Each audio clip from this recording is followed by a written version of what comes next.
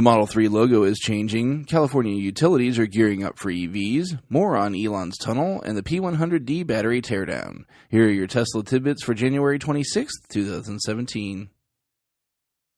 Finally, we get some Model 3 info we can chew on today. We lead off with Teslarati reporting that the Model 3 received a logo change today. Gone are the stylized 3 bars representing the number 3, and instead we now have an actual 3 in the logo. Huge credit to Teslarati on the digging they did following the change to shed some light on what likely prompted it. As you may or may not know, Model 3 was intended to be named Model E, but Ford owned the trademark, paving the way for what we know as the Model 3. Tesla, not so subtly, skirted the issue by using the same 3 bars for the 3 in the Model 3 logo that they use as the E in the Tesla logo. But legal wrangling kind of interfered again. Tesla filed for trademarks on both the stylized version and the number version. The timing on the granting of these gives us our reasoning, as well as when Tesla is probably expecting production. The stylized version was applied for on March 31st, 2016, which of course is the day of the reveal event for the car. It was finally granted on October 4th, 2016. In order to keep the trademark, they have to show commercial use within 6 months of being granted the mark, which would put them at April 4th, 2017 to fulfill the deadline. Despite having some time to work with yet, as well as being able to probably file an extension should they wish, today saw the change of the logo to the standard number 3.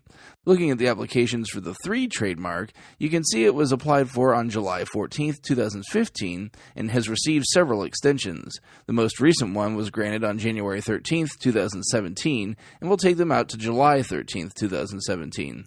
That date is important since July 1st is the date that Elon cited as the drop-dead date for suppliers to be getting parts to Fremont. It would seem that Tesla is confident they will hit their date and is leaving behind the old design.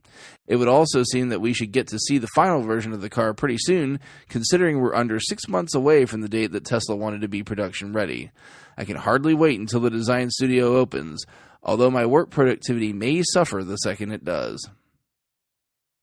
Inside EVs reports that several utilities in California have issued requests for approval of electric vehicle-related projects that exceed $1 billion combined.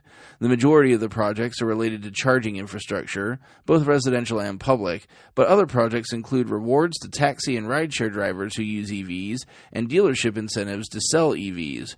Check out the article for the full list as well as to see the specifics on the locations for the charging infrastructure.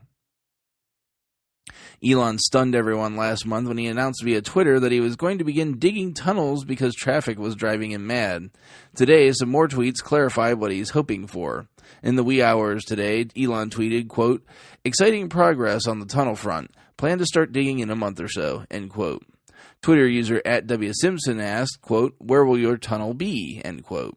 Elon responded saying, quote, "Starting across from my desk at SpaceX, Crenshaw on the 105 freeway, which is 5 minutes from LAX, end quote.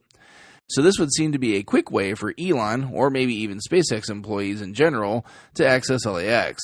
I find it somewhat hard to believe that the city is just going to let Elon go all dig-dug underground, but just about everything has been coming up Elon lately, so why the heck not, I guess.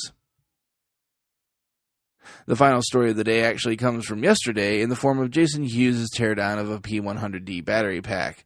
I'd sent the link to his blog out in lieu of a show yesterday, as it being the only story didn't merit recording a show, but I didn't want to completely leave it off the show here either.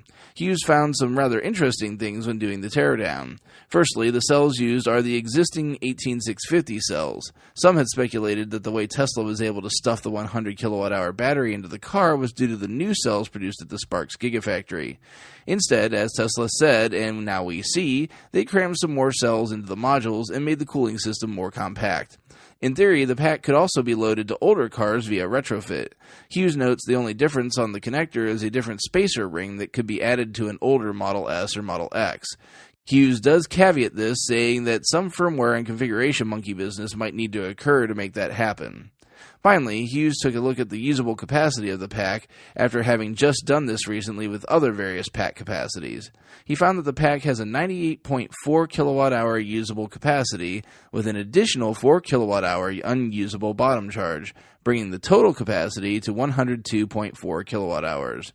These words are all well and good, but please check out his actual post and have a look at the pictures. It's a really neat view of things that you and I generally never get to see. Check out the links to today's full stories in the show description. If you get some value out of the show, please consider supporting me at patreon.com/Tesla Tidbits. Thanks so much to my super patrons John Waltower, Drew Schuyler, and Cookie UK for their support at the $10 plus level. As usual though, if you have nothing to spare, no worries at all, friends. You can still support the show for free with positive reviews and by spreading word of the show.